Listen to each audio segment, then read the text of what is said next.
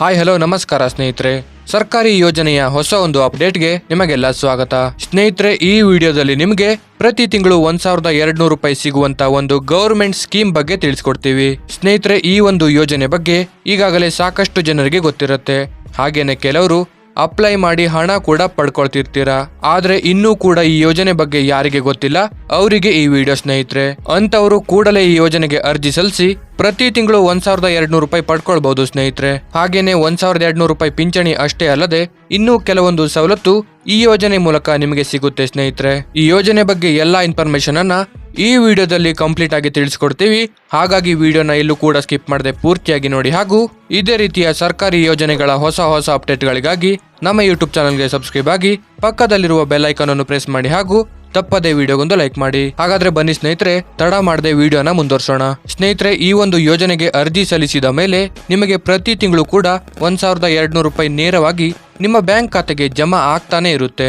ಈಗಾಗಲೇ ಸಾಕಷ್ಟು ಜನ ಈ ಒಂದು ಯೋಜನೆ ಮೂಲಕ ಹಣನ ಪಡ್ಕೊಳ್ತಿದ್ದಾರೆ. ಈ ಯೋಜನೆ ಅಡಿ ಫಲಾನುಭವಿಗಳಿಗೆ 1200 ರೂಪಾಯಿ ಅವರ ಬ್ಯಾಂಕ್ ಖಾತೆಗೆ ಪ್ರತಿ ತಿಂಗಳು ಬರುತ್ತೆ. ಸ್ನೇಹಿತರೆ, ಈ ಯೋಜನೆ ಅಡಿಯಲ್ಲಿ ಕರ್ನಾಟಕ ಸಾರಿಗೆ ಬಸ್ಗಳಲ್ಲಿ ರಿಯಾಯಿತಿ ದರದಲ್ಲಿ ಬಸ್ ಪಾಸ್ ಕೂಡ ಸಿಗುತ್ತೆ. ಹಾಗಾದ್ರೆ ಈ ಯೋಜನೆಗೆ ಯಾರು ಅರ್ಜಿಯನ್ನ ಸಲ್ಲಿಸಬಹುದು? ಅರ್ಹತಾ ಮಾನದಂಡಗಳೇನು? ಬನ್ನಿ ನೋಡೋಣ. ಸ್ನೇಹಿತರೆ, ಮೊದಲನೇದಾಗಿ ನೋಡೋದಾದ್ರೆ ಅರ್ಜಿದಾರನು ಕರ್ನಾಟಕದ ಖಾಯಂ ನಿವಾಸಿಯಾಗಿರ್ಬೇಕು. ಹಾಗೇನೆ ಪಿಂಚಣಿಯನ್ನ ಪಡೆಯುವಂತ ಪಿಂಚಣಿದಾರನ ವಾರ್ಷಿಕ ಆದಾಯ 20,000 ರೂಪಾಯಿ ಮೀರಿರಬಾರ್ದು. ಮತ್ತೆ ಸಾರ್ವಜನಿಕ ಅಥವಾ ಖಾಸಗಿ ಮೂಲದಿಂದ ಯಾವುದೇ ರೀತಿ ಪಿಂಚಣಿ ಪಡೆಯುತ್ತಿರಬಾರ್ದು. ಹಾಗೇನೆ ಫಲಾನುಭವಿಗಳಿಗೆ ಗಂಡು ಮಕ್ಕಳು ಇದ್ದರೂ ಕೂಡ ಫಲಾನುಭವಿಗಳನ್ನು ಘೋಷಿಸದೇ ಇದ್ದಲ್ಲಿ ಈ ಯೋಜನೆಯಡಿ ಮಾಶಾಸನಕ್ಕೆ ಅರ್ಹರಾಗಿರುತ್ತಾರೆ. ಹಾಗೇನೆ ಜನನ ಪ್ರಮಾಣ ಪತ್ರ, ವೈದ್ಯಕೀಯ ದೃಢೀಕರಣ ಪತ್ರ ಅಥವಾ ಭಾರತ ಚುನಾವಣಾ ಆಯೋಗ ನೀಡಿರುವ ಮತದಾರರ ಗುರುತಿನ ಚೀಟಿಯಲ್ಲಿನ ಜನ್ಮ ದಿನಾಂಕ ವಯಸ್ಸಿಗೆ ಸಂಬಂಧಿಸಿದ ದಾಖಲೆಯಾಗಿರುತ್ತದೆ. ಹಾಗೆ ಕೊನೆಯದಾಗಿ ವೃದ್ಧಾಪ್ಯ ಪಿಂಚಣಿ, ನಿರ್ಗತಿಕ ವಿಧವೆ ಪಿಂಚಣಿ ಅಥವಾ ದೈಹಿಕವಾಗಿ ಅಂಗವಿಕಲ ಪಿಂಚಣಿ ಪಡೆಯುವ ವ್ಯಕ್ತಿಗಳು ಈ ಯೋಜನೆಗೆ ಅರ್ಹರಾಗಿರುವುದಿಲ್ಲ. ಹಾಗೇನೆ ಸ್ನೇಹಿತರೆ, ಈ ಯೋಜನೆಗೆ ಯಾರ್ಯಾರು ಅರ್ಹರು ಅಂತ ನೋಡೋದಾದ್ರೆ ಸಣ್ಣ ರೈತರು, ಅತಿ ಸಣ್ಣ ರೈತರು, ಕೃಷಿ ಕಾರ್ಮಿಕರು, ನೇಕಾರರು, ಮೀನುಗಾರರು ಈ ಯೋಜನೆಗೆ ಅರ್ಹರಾಗಿರ್ತಾರೆ. ಹಾಗಾದ್ರೆ ಈ ಯೋಜನೆಗೆ ಅರ್ಜಿಯನ್ನ ಸಲ್ಲಿಸೋದಿಕ್ಕೆ ಏನೇನು ದಾಖಲೆಗಳು ಬೇಕು ಅನ್ನೋದನ್ನ ನೋಡೋಣ ಬನ್ನಿ.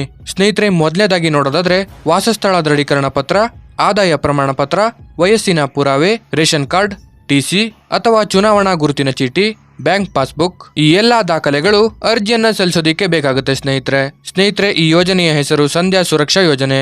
ಮಹಿಳೆಯರು ಮತ್ತು ಪುರುಷರು ಇಬ್ರು ಕೂಡ ಈ ಯೋಜನೆಗೆ ಅರ್ಜಿಯನ್ನ ಸಲ್ಲಿಸಬಹುದು. ಹಾಗಾದ್ರೆ ಈ ಯೋಜನೆಗೆ ಎಲ್ಲಿ ಅರ್ಜಿಯನ್ನ ಸಲ್ಲಿಸಬೇಕಾಗುತ್ತೆ ನೋಡೋಣ ಬನ್ನಿ. ಸ್ನೇಹಿತರೆ, ಈ ಒಂದು ಯೋಜನೆಗೆ ಅರ್ಜಿಯನ್ನ ಆಫ್ಲೈನ್ ವಿಧಾನದಲ್ಲಿ ಮಾತ್ರ ಸಲ್ಲಿಸಬೇಕಾಗಿರುತ್ತೆ.